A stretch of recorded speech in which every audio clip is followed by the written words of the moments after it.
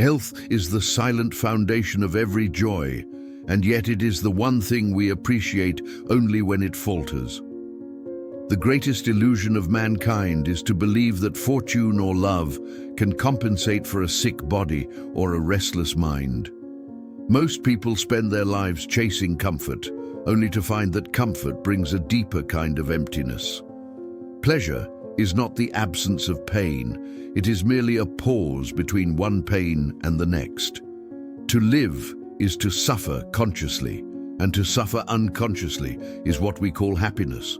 The wise man does not seek joy, he seeks equilibrium. A calm state between longing and regret. Fame, like smoke, rises from the fire of other people's ignorance. The crowd admires loudly, but understands nothing of what it applauds. He who depends on applause has already surrendered his peace. Trust, once broken, is like a mirror that can be glued together, but will always reflect a fractured image. Forgiveness belongs to saints, forgetfulness belongs to fools. To love humanity in general is easy.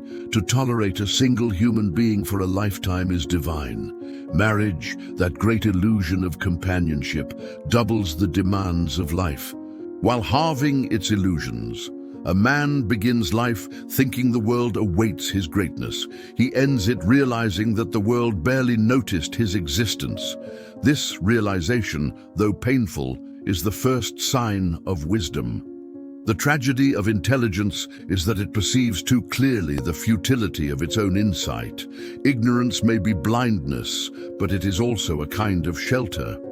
The clever man isolates himself not because he despises others, but because he has grown weary of explaining what cannot be understood. Silence becomes his fortress, solitude his homeland. Society calls it arrogance. When a man prefers the company of his thoughts, in truth it is humility, for he knows the limits of conversation. Most talk to fill the void of their minds. Few speak to illuminate it. Reading is a noble escape, but it is still a borrowed life. To think for oneself, even in error, is worth more than a library of borrowed truths. A great mind needs solitude as a flame needs oxygen. Too much company will suffocate it. Loneliness is not a punishment. It is the natural environment of clarity. People speak of happiness as though it were a stable condition. It is not. It flickers like a candle in the wind of circumstances. To expect it to last is to misunderstand the nature of both life and wind. The man who has learned to expect little has conquered half of his suffering. Expectation is a contract with disappointment, signed by the hopeful and collected by reality. Fate does not play favorites, it simply deals the cards. The rest is human vanity, believing it knows the game. Politeness is the wax coating on human selfishness. Without it, civilization would crumble in days. Yet one must not mistake manners for virtue. They often coexist without acquaintance. It is better to be feared by fools than loved by flatterers. For fear keeps distance, and distance is the only safe form of respect. A man who seeks meaning in every event will soon find misery in every hour. To live wisely is to accept that most things happen without reason, and that most reasons are invented after the fact. Compassion for animals is the first sign that a human being has begun to rise above instinct. He who is cruel to creatures without language will never understand the language of the soul. To teach is to plant seeds in soil that may never bear fruit. The wise teacher accepts this and finds peace in the act, not in the harvest. The majority of people do not want truth. They want reassurance. They prefer the comfort of familiar lies to the pain of unfamiliar honesty. Wealth multiplies desires faster than it satisfies them. The more one owns, the more one fears to lose. Thus, the rich man is the true prisoner of his possessions.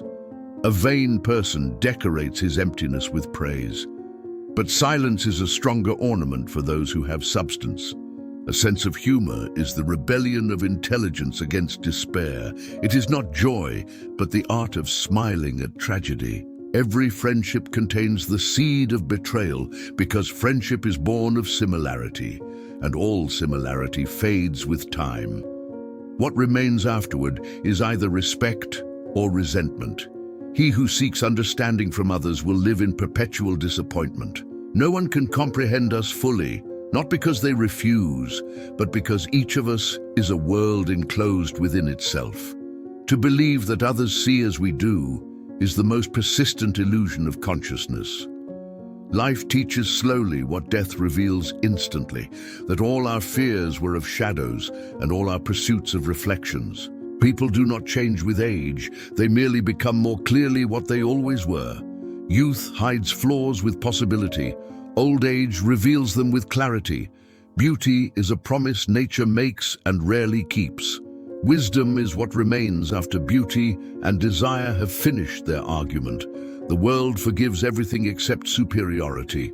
To be intelligent is to invite misunderstanding, and to remain authentic despite it is to suffer silently with dignity. Hope is the cruelest form of optimism. It keeps men alive only to prolong their disappointment. Yet without hope, the world would end in a single afternoon. We admire courage only when it serves our own ideals. When it opposes them, we call it arrogance. Fools believe that events shape them. The wise know that events merely reveal what was always within. We speak of destiny as if it were an external force, but it is only the sum of our character and our choices multiplied by time. The crowd follows trends as a flock follows wind. Those who stand still appear strange, but they are the only ones truly moving forward. The artist's tragedy is that he must translate eternity into minutes and beauty into symbols. He speaks a language the world consumes, but seldom digests. Every truth passes through three stages: first ridicule, then opposition, and finally acceptance. But only after its discoverer is dead. The greatest cruelty of life is that we only understand its meaning when there is too little left to live. To envy is to confess inferiority. To pity is to confess superiority. Compassion alone is pure, for it sees equality even in suffering. To live authentically is to lose friends and gain peace. Most people would rather be accepted than free, and so they trade their uniqueness for the dull comfort of belonging. The wise man prays not for a longer life, but for a clearer one. Duration without depth is the essence of boredom. Every man dies twice, once when his body ceases and once when his name is spoken for the last time. History is the echo of human vanity. It remembers conquerors and forgets sages because blood stains deeper than ink. We call it progress when we invent new ways to distract ourselves from the same old emptiness. Those who cannot be alone will never know who they are.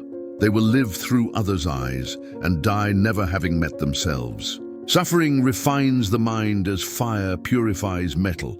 Without it, we would remain raw, useful to no one, not even to ourselves. The problem is not that life is short, but that we waste so much of it on things that vanish with the next dawn. To be misunderstood is the natural tax on thinking differently. The majority cannot love what it cannot mirror. Do not fear being forgotten, fear being remembered for nothing. Every generation believes itself wiser than the last, and every generation proves itself wrong. If one wishes to live wisely, he must learn to value peace over passion, truth over approval, and solitude over applause. For in the end, the noise of the world fades, and all that remains is the conversation we had with ourselves. To die is nothing. To have lived without awareness, that is the true death. Man strives to master the world, not realizing that he is but a thought in the dream of eternity. The wise accept that life offers little comfort but abundant meaning. Fools demand comfort and find neither. Existence is not a gift. It is an opportunity to awaken. Few use it. Most merely pass through it as guests who never notice the house they inhabit. If truth were pleasant, everyone would seek it, But because it wounds the ego, we worship appearances instead. To be gentle in a cruel world is not weakness, but a quiet kind of heroism. Great men do not seek solitude to escape others. They seek it to remain themselves. For company is often the price of authenticity. The essence of wisdom is not in knowing many things, but in knowing what not to pursue. Happiness, that ever-receding mirage, can be found only in moments when desire is silent and thought rests upon itself. Thus the wise do not seek pleasure, they seek understanding. They do not ask, "Why me?" but "What can this teach me?" Life is a dialogue between the eternal and the temporary, and death is simply the final punctuation to a sentence we never fully understood. So remember, to complain of life is to misunderstand it. To praise it blindly is to waste it. But to observe it silently, that is the beginning of wisdom.